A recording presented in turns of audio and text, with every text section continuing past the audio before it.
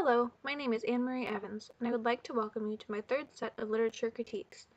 For this set, I read 8 awards-winning children's books, and I chose one of those books to be my feature text. My feature text for this set is Snowflake Bentley by Jacqueline Briggs Martin. Snowflake Bentley is a biography about Wilson Bentley, the first person to take pictures of snowflakes.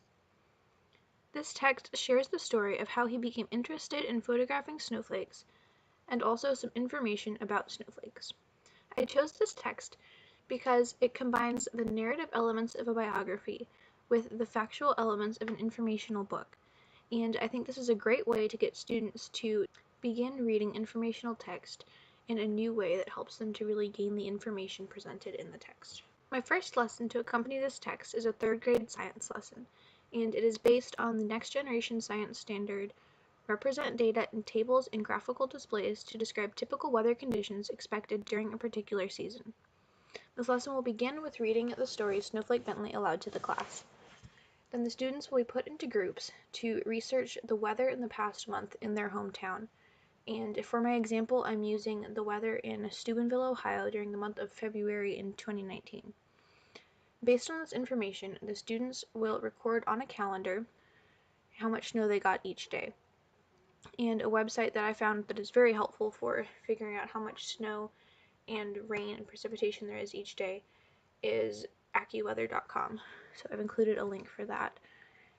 And after the students have recorded a month's worth of data, then they will use the tool onlinecharttool.com to create a bar graph showing the precipitation that month, both snow and rain.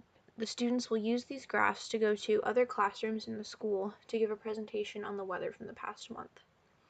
The reason why I chose this lesson is that students need to learn not only how to read data and how to chart data, but also how to share that data once they've created those charts.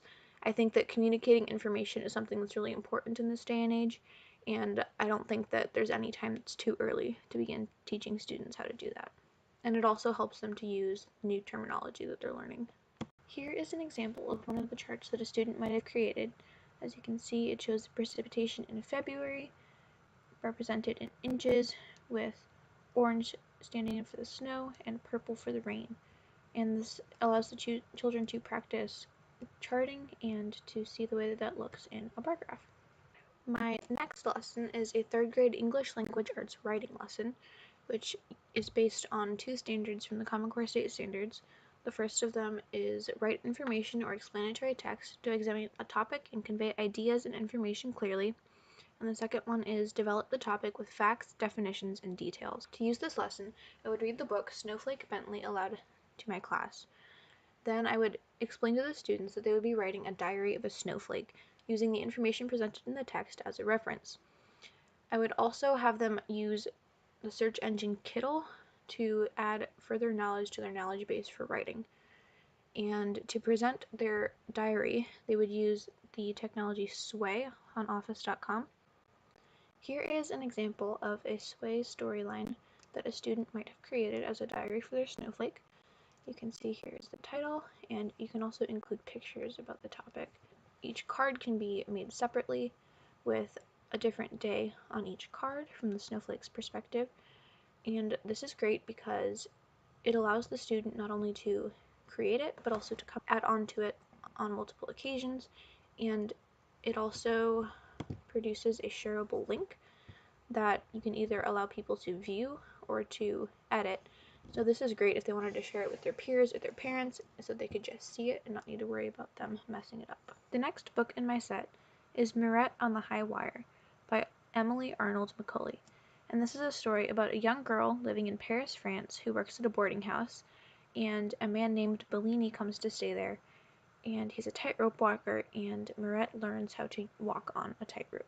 My next book is What Do You Do with a Tale Like This by Stephen Jenkins and Robin Page, and this is an informational text as well as a picture book that describes the way that different animals use different body parts. Anatoly by Eve Titus is a story about a French mouse who learns an important lesson about not stealing and the ways that working honorably can actually gain you a lot more than stealing wood. Sylvester and the Magic Pebble by William Steig is about a donkey who finds a magic stone and begins to use it to make wishes, and he learns that sometimes you don't always know what the best things for you are.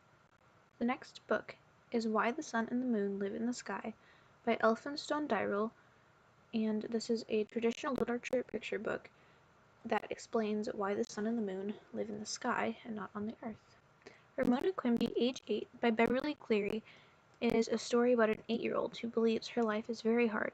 This charming story describes the world through the eyes of an average third grader whose family has to worry about money, and Ramona has responsibilities so that she can help her family. Henry's Freedom Box, a true story from the Underground Railroad by Ellen Levine, is a story about a boy who grew up in slavery and who finally escapes to freedom with the help of a box.